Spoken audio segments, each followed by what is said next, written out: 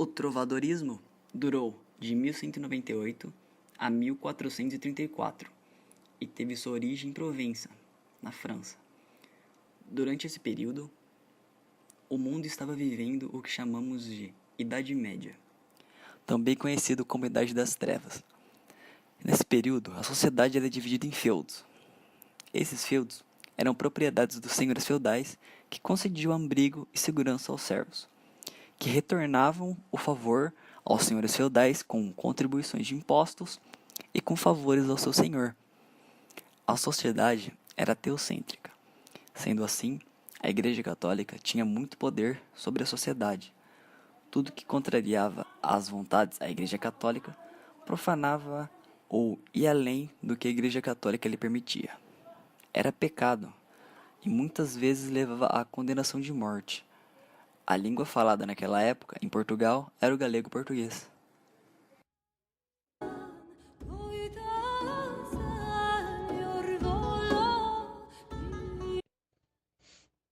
Toda a cultura, literatura e arte foram influenciadas e inspiradas pela religião. Na arquitetura, todas as obras estavam voltadas para a construção de igrejas, catedrais, capelas e mosteiros. Variava-se entre o estilo gótico e romântico. Nas pinturas e esculturas da época, não podia ser diferente. Tudo focava a temática religiosa, apresentando Jesus, Maria ou algum santo como centro da obra de arte. E na literatura, as coisas não eram muito diferentes. As únicas pessoas da época que sabiam ler eram membros do clero, e por isso a maioria das obras literárias produzidas nessa época eram cantigas para exaltar e glorificar a Deus. Mas também foi nessa época que aconteceram as cruzadas, onde vários homens foram lutar em nome da igreja no intuito de recuperar a Terra Santa. Então foram feitas também muitas cantigas de amor, inspiradas nos sofrimentos dos cavaleiros que eram obrigados a deixar suas mulheres. Outras poucas obras literárias narravam o costume da sociedade da época.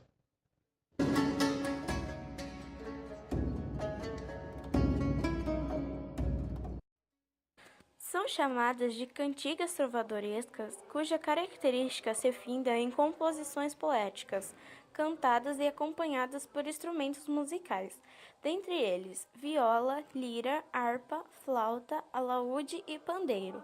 Quem as compunham era chamado de trovadores. Contudo, havia uma hierarquia dentre os mesmos, cuja diferença pautava-se pela função desempenhada pela interpretação, funcionando como uma espécie de status. Havia os trovadores, poetas das cortes feudais que compunham as canções sem nenhuma preocupação com o retorno financeiro.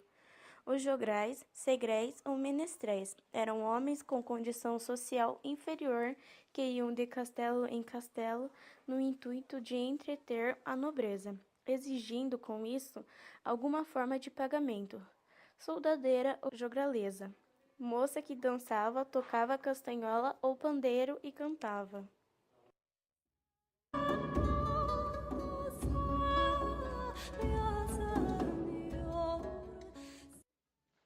As cantigas, que eram muito comuns na época do trovadorismo, estão divididas em dois grupos, as líricas e as satíricas.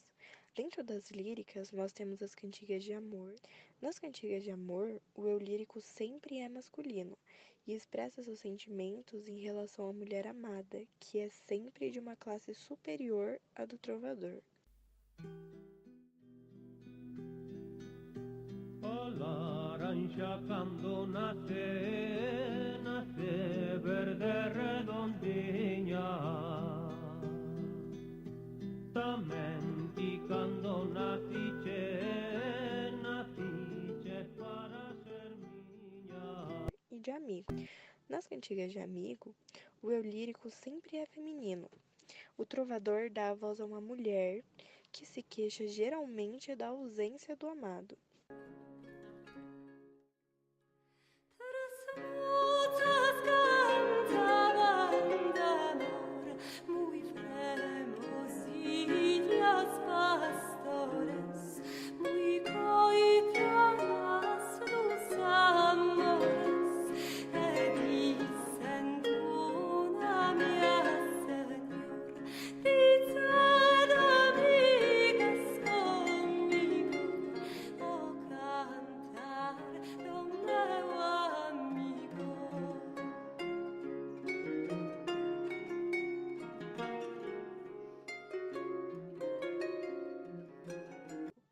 E dentro das satíricas, nós temos a de escárnio. As cantigas de escárnio são sátiras e indiretas, ou seja, ele nunca fala o nome da pessoa de quem está se referindo.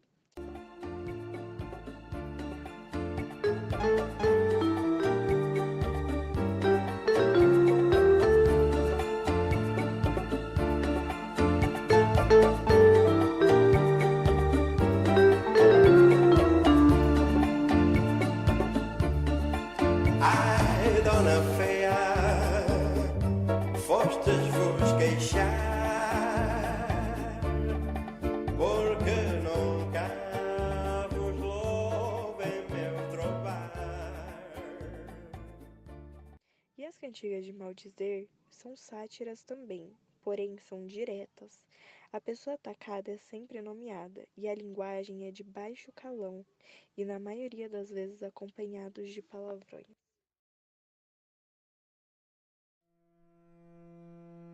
Nostro Signore che ben alberguei, quando la carestia in utro dia, piruga giuva grande che fascia.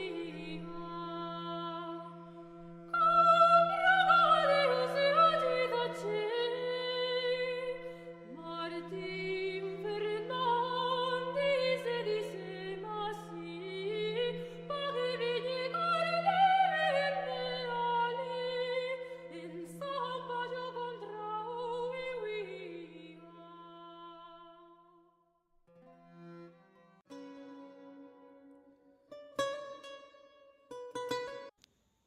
As novelas de cavalaria representam o que há de melhor na prosa da época trovadoresca.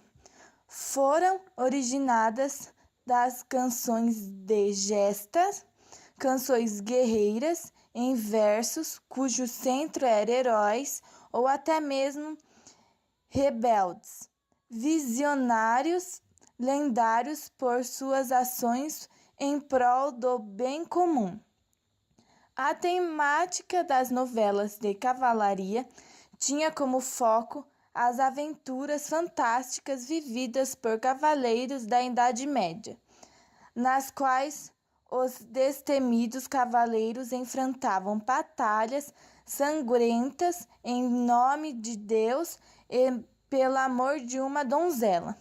O amor idealizado pelo cavalheiro e a dama que amava quase sempre era impossível. As histórias costumavam terminar de forma trágica sem o final feliz. Ao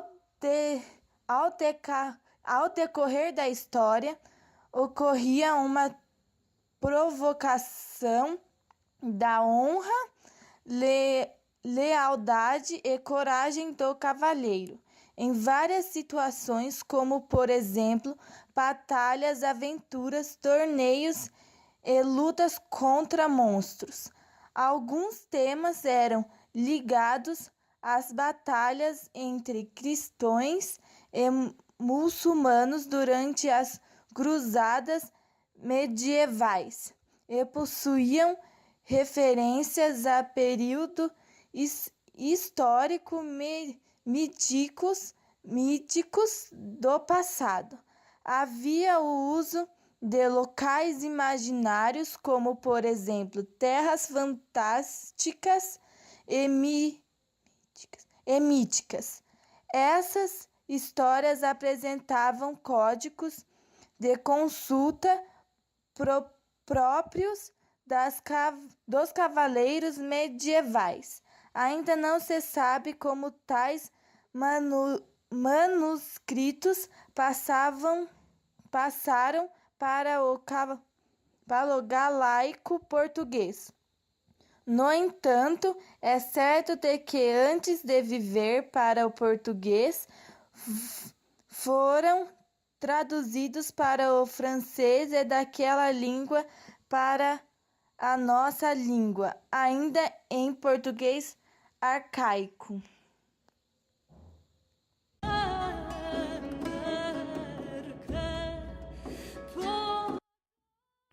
Podemos considerar claramente a existência de 3 ciclos nas novelas de cavalaria: o ciclo greco-latino, o ciclo carolíngio e o ciclo bretão ou arturiano. O ciclo greco-latino foi constituído por influência dos heróis gregos e romanos que, pela manipulação da igreja aos mitos pagãos da antiguidade, são convertidos em heróis medievais, cavalheiros a serviço de Cristo. Pertencem a ele o romance de Enéas, o romance de Troia e o romance de Tebas. Em Portugal, é o que menos influenciou o culto às novelas. O ciclo carolíngio possui os assuntos que dizem respeito às ações de Carlos Magno e os 12 pares da França. Revestem-se de caráter guerreiro e têm como objetivo as lutas francesas contra os mouros. Entre todas as novelas pertencentes a esse ciclo, destaca-se a Canção de Rolando. Rolando é sobrinho de Carlos Magno, que, em frente às lutas contra os mouros, é derrotado em Roncesvalles. A organização do ciclo bretão ou arturiano gira em torno dos feitos do rei Arthur e os cavaleiros da Távola Redonda. De todos os ciclos, apenas o bretão destacou-se em Portugal, tendo sido largamente apreciado. Certamente que as adaptações portuguesas ou castelhanas de tal ciclo foram feitas primeiramente por jograis peninsulares, ao final do século XIII, na corte de Afonso III. Desse ciclo foram traduzidos para a nossa língua A Demanda do Santo Graal, A História de Merlin e José de Arimatea. Entre todas as novelas que foram esse ciclo, uma especialmente se destaca, A Demanda do Santo Graal. Há nela uma inversão total dos valores cultivados na época. Em vez de divertir, a obra tem feição moralizante. O amor que inspira cantigas e penares é todo dedicado a Cristo e a Deus, sendo o pecado todo amor que transcende a natureza mítica e alcança a condição carnal. Dessa forma é que Galaás, filho de Sir Lancelot do Lago, deverá manter-se puro de corpo e alma para vencer a maior batalha de sua vida, trazer o Graal que restauraria a saúde de Arthur e a paz de Camelot. A demanda do Santo Graal. Demanda quer dizer busca, e Santo Graal é o cálice, vaso sagrado em que José de Arimateia, rico comerciante convertido e seguidor de Jesus, teria recolhido o sangue do mestre na cruz. Segundo a lenda, tal vaso estaria salvo, escondido em algum lugar do mundo, e abençoado de que era, podia produzir milagres, como restaurar a saúde de quem bebesse o vinho que em seu fundo repousasse de um dia para o outro, equilibrar pátrias, restaurar a tranquilidade das pessoas e determinar tempos de calmaria sem guerra.